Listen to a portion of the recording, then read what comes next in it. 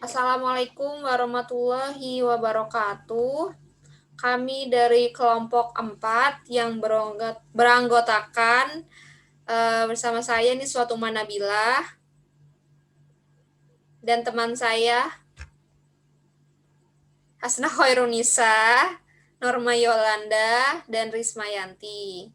Pada kesempatan kali ini, kita akan menjelaskan tentang perkembangan bahasa Indonesia. Perkembangan bahasa Indonesia terdapat 6. Yang pertama, problematika pembelajaran bahasa Indonesia. B. Bahasa Melayu diangkat menjadi bahasa Indonesia. C. Pertumbuhan dan perkembangan bahasa Indonesia. D. Ragam bahasa Indonesia. E. Kedudukan bahasa Indonesia. Dan yang terakhir, F. Fungsi bahasa Indonesia. A. Problematika pembelajaran bahasa Indonesia. Problematika tersebut disebabkan yang pertama, adanya kecenderungan peserta didik yang lebih bangga menggunakan bahasa asing. Dan yang kedua, penggunaan ponsel atau komputer menggunakan bahasa Inggris dibanding bahasa Indonesia. Nah, peserta didik itu lebih bangga menggunakan ponsel atau komputer dengan bahasa Indonesia dibanding dengan bahasa Indonesia. Karena hal tersebut semakin terbukti ketika di tahun 2008 nilai hasil UAN bahasa Indonesia lebih rendah dibanding matematika maupun bahasa Inggris. Dan nilai rendah juga bisa dipicu oleh sikap peserta didik yang menganggap bahasa Indonesia mudah. Dan pelajaran bahasa Indonesia itu dianggap mudah atau dianggap dengan bahasa Indonesia sehari-hari. Padahal apa yang digunakan sehari-hari tentu jauh berbeda dengan pembelajaran bahasa Indonesia. Lalu yang kedua, bahasa Melayu diangkat menjadi bahasa Indonesia. Yang pertama, bahasa Indonesia sudah merupakan lingua franca di Indonesia, bahasa perhubungan dan bahasa perdagangan. Sistem bahasa Melayu sederhana mudah dipelajari karena dalam Melayu tidak dikenal tingkatan bahasa atau bahasa kasar dan bahasa halus. Lalu yang ketiga, suku Jawa, Sunda, dan suku lainnya dengan sukarela menerima bahasa Melayu menjadi bahasa Indonesia sebagai bahasa nasional. Dan yang terakhir, bahasa Melayu mempunyai kesanggupan untuk dipakai sebagai bahasa kebudayaan dalam arti yang luas. Keempat tersebut adalah faktor yang menyebabkan bahasa Melayu diangkat menjadi bahasa Indonesia. Dan slide selanjutnya akan dijelaskan oleh Hasna Khairunisa. Oke, bagian yang C, sejarah pertumbuhan dan perkembangan bahasa Indonesia. Menyebar bahasa Melayu ke pelosok Nusantara dengan menyebar agama Islam di wilayah Nusantara. Perkembangan bahasa Melayu di wilayah Nusantara mempengaruhi dan mendorong tumbuhnya rasa persaudaraan dan rasa persatuan bahasa Indonesia. Di antara faktor-faktor tersebut adalah faktor waktu, politik, sosial, budaya, dan iptek. Adapun penjelasan akan dipaparkan sebagai berikut. Yang pertama, waktu. Perkembangan bahasa Indonesia dalam lintasan sejarah dapat dibagi menjadi 3 fase. Yang fase pertama disebut dengan masa prakolonial. Pada masa ini terdapat beberapa bukti tertulis mengenai bahasa Melayu tua yang ditemukan pada beberapa prasasti dan inskripsi. Fase kedua disebut sebagai fase kolonial, dan fase ketiga disebut dengan masa pergerakan. Yang kedua, politik. Muatan politik sangat melekat sejak kelahiran bahasa Indonesia. Unsur politik yang paling nyata adalah dalam Sumpah Pemuda yang dilaksanakan pada tanggal 28 Oktober 1928. Dan yang ketiga, sosial budaya. Bahasa Indonesia yang saat ini digunakan merupakan hasil dari interaksi masyarakat antar suku dengan suku lainnya. Selain faktor interaksi antara suku ini, perkembangan kebudayaan juga menghasilkan bahasa. Yang keempat, faktor iptek. Perkembangan bahasa Indonesia sangat dipengaruhi oleh teknologi. Namun demikian, banyak teknologi terbarukan justru lahir dari tangan asing yang kemudian masuk ke Indonesia dengan bahasa internasional, yakni Inggris. Next. Bagian D. Bagian D, ragam bahasa Indonesia. Yang pertama, ragam bahasa Indonesia berdasarkan cara berkomunikasi. Yang kedua, ragam bahasa berdasarkan cara pandang penutur. Yang ketiga, ragam bahasa berdasarkan topik pembicaraan. Yang pertama, ragam bahasa Indonesia berdasarkan cara berkomunikasi. Ragam bahasa dapat dilihat dari segi sarana atau jalur yang digunakan. Dalam hal ini dapat disebut adanya ragam lisan dan ragam tertulis. Ragam bahasa lisan merupakan ragam bahasa yang dituturkan dengan indera mulut, sedangkan ragam bahasa tertulis adalah ragam bahasa yang dituangkan melalui simbol-simbol atau huruf-huruf. Adanya ketidaksamaan struktur ini adalah karena dalam bahasa lisan kita dapat dibantu oleh unsur-unsur non-linguistik yang berupa intonasi, gerak-gerik tangan, geleng kepala, dan lainnya. Sedangkan dalam bahasa tulis, hal-hal tersebut tidak ada, sebagai penggantian harus diekspresikan secara verbal. Kesalahan atau kesalahan pengertian dalam bahasa lisan dapat segera diperbaiki atau diralat. Tetapi bahasa Indonesia tulis, kesalahan atau kesalahan pengertian baru dapat kita perbaiki ketika kalimat tersebut sudah ditulis. Keunggulan dan kelemahan bahasa tertulis dan lisan dapat kita lihat sebagai berikut. Yang pertama, keunggulannya dari bahasa lisan berlangsung cepat. Yang kedua, sering berlangsung tanpa alat bantu. Yang ketiga, kesalahan dapat langsung diperbaiki. Yang keempat, dapat dibantu dengan gerak tubuh dan mimik muka. Dan bahasa tertulis, keunggulannya mempunyai bukti otentik. Yang kedua, dasar hukum yang kuat. Yang ketiga, dapat disajikan lebih matang atau bersih. Yang keempat, lebih sulit dimanipulasi. Next. Ragam bahasa berdasarkan cara berkomunikasi. Kelemahan dari bahasa lisan yang pertama, tidak mempunyai bukti otentik. Yang kedua, hukumnya lemah. Yang ketiga, sulit disajikan secara matang atau bersih. Yang keempat, mudah dimanipulasi. Kelemahan dari tertulis yang pertama, berlangsung lambat. Yang kedua, selalu memakai alat bantu. Yang ketiga, kesalahan tidak dapat langsung diperbaiki. Dan yang keempat, tidak dapat dibantu dengan gerak tubuh atau mimik muka. Next. Yang kedua, ragam bahasa berdasarkan cara pandang penutur. Yang pertama, idiolek. Idiolek merupakan ragam bahasa yang dimiliki seorang atau bisa dikatakan variasi bahasa atau bersifat perorangan, atau dialek. Ragam bahasa variasi bahasa yang dipakai oleh kelompok anggota masyarakat. Next. Menurut CHAIR 2004, penyebutkan dengan sebutan ragam dialek areal, dialek regional, atau dialek geografi. Dan yang ketiga, ragam bahasa berdasarkan topik pembicaraan. Menurut JOS 1967, bahasa beku atau disebut frozen dimaksud itu ragam bahasa yang paling formal yang digunakan pada situasi penting. Dan bahasa resmi atau disebut formal, variasi bahasa yang digunakan pada saat situasi formal. Dan yang ketiga, bahasa usaha atau disebut konsultatif, sering digunakan dalam pembahasan atau pembicaraan tentang usaha. Bahasa santai atau casual, variasi bahasa yang digunakan pada situasi santai dan tidak resmi seperti perbincangan dengan teman. Dan bahasa akrab atau intimate. Disebutnya variasi bahasa yang digunakan oleh orang yang sudah akrab seperti anggota keluarga, teman, atau lainnya. Dan selanjutnya akan dibacakan oleh Rismayanti. Ya, dan selanjutnya ada kedudukan bahasa Indonesia. Kedudukan bahasa Indonesia yaitu ada dua, yaitu bahasa nasional dan bahasa negara. Bahasa Indonesia ini memiliki kedudukan yang sangat penting dalam membentuk persatuan dan kesatuan di Indonesia.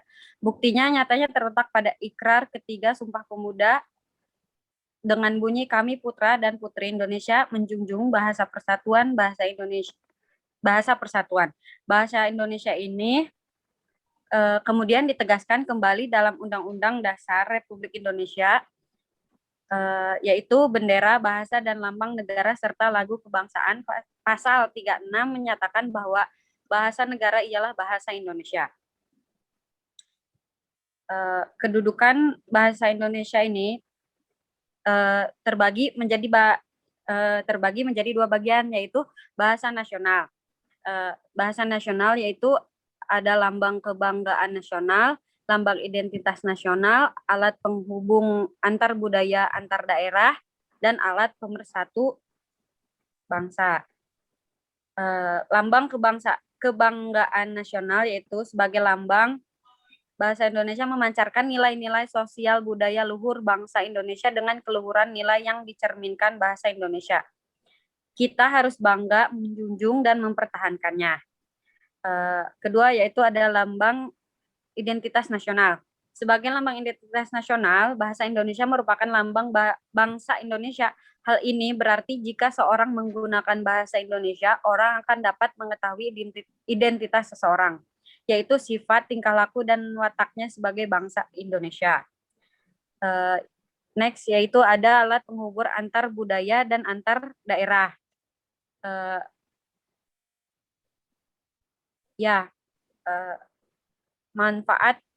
Manfaatnya itu adalah dapat dirasakan dalam kehidupan sehari-hari. Dengan bahasa Indonesia, seseorang dapat saling berhubungan untuk segala aspek kehidupan.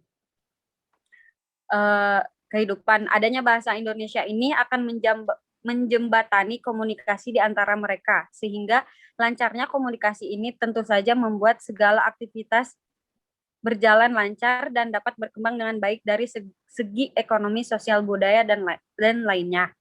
Yang terakhir itu ada alat pemersatu bangsa. Alat pemersatu dengan fungsi ini memungkinkan masyarakat Indonesia yang beragam latar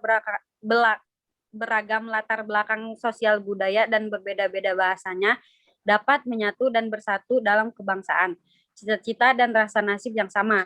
Karena dengan adanya kenyataan bahwa dengan menggunakan bahasa Indonesia, identitas suku dan nilai-nilai sosial budaya daerah masih tercermin dalam bahasa daerah masing-masing.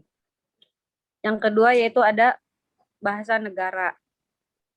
Bahasa negara itu ada bahasa resmi kenegaraan, bahasa resmi dalam perhubungan pada tingkat nasional, bahasa pengajar resmi di lembaga-lembaga pendidikan, bahasa resmi dalam pengembangan kebudayaan dan pemanfaatan ilmu pengetahuan serta teknologi modern. Bahasa resmi kenegaraan yaitu bukti bahwa bahasa Indonesia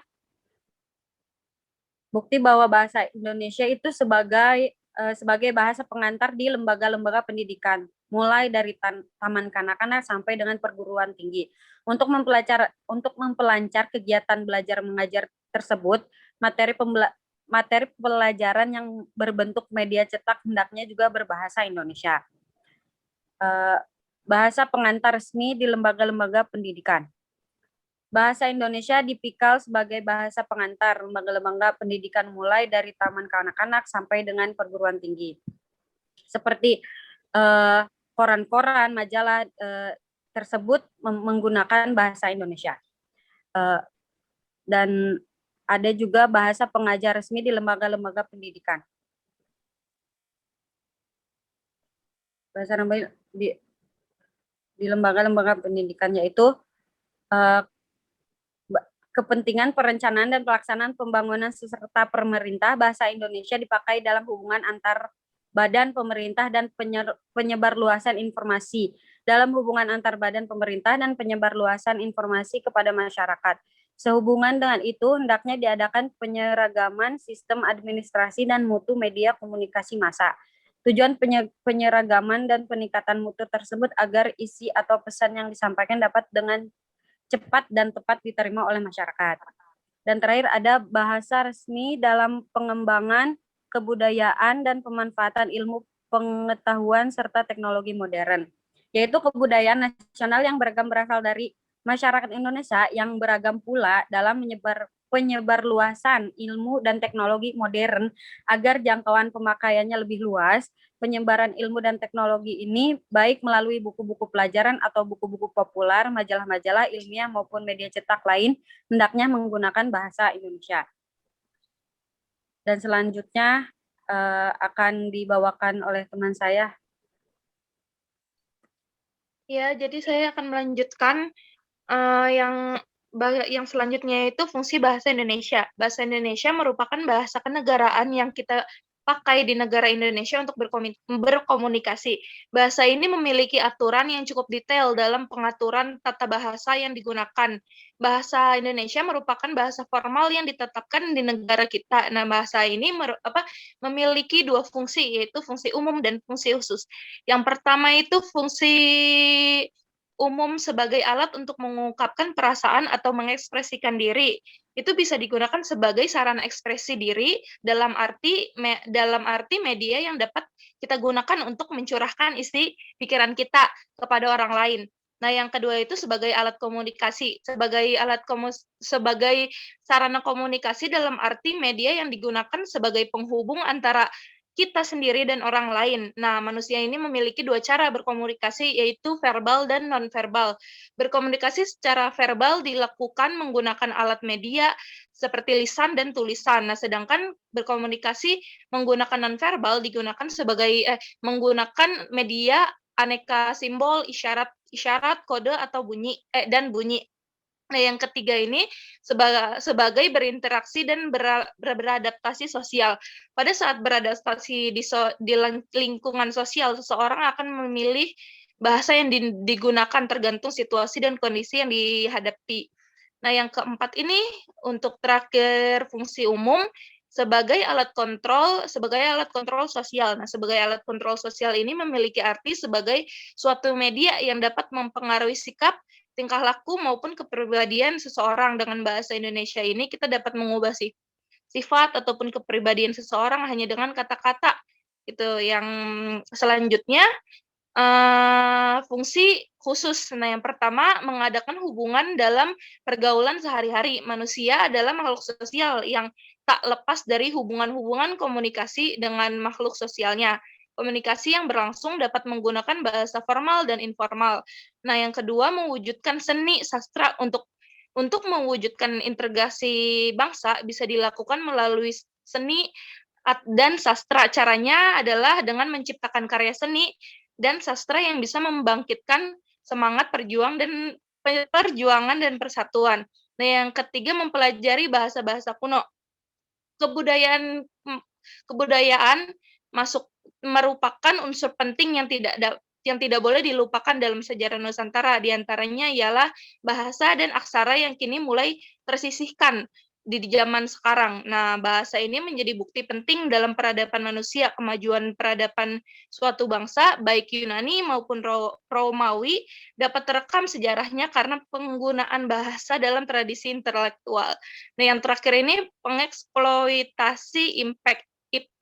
Dalam ilmu pengetahuan dan teknologi, bahasa berfungsi sebagai wahana untuk menyampaikan informasi dengan cepat dan sekecil-kecilnya. Nah, yang terakhir ini kesimpulan dari next-nya, dari uraian di atas kita dapat menarik kesimpulan bahwa sebagai bahasa resmi, yang pertama itu bahasa Indonesia dipakai sebagai bahasa pengantar di lembaga-lembaga pendidikan, mulai dari taman kanak-kanak sampai dengan perguruan tinggi. Hanya saja untuk kepraktisan beberapa lembaga pendidikan rendah yang anak didiknya hanya menguasai bahasa ibunya, menggunakan bahasa pengantar sebagai daerah anak didik yang bersangkutan. Yang kedua ini bahasa adalah alat komunikasi bagi manusia baik secara lisan maupun tertulis. Hal ini merupakan fungsi dari dasar bahasa yang tidak dihubungkan dengan status dan nilai-nilai sosial. Nah, yang terakhir ini bahasa dihubungkan dengan kehidupan sehari-hari yang di dalamnya selalu ada nilai-nilai dan status bahasa ini yang tidak bisa ditinggalkan. Nah, jadi sekian presentasi dari kelompok 4. Bila ada pertanyaan, bisa ditanyakan. Terima kasih. Wassalamualaikum warahmatullahi wabarakatuh. Waalaikumsalam warahmatullahi wabarakatuh.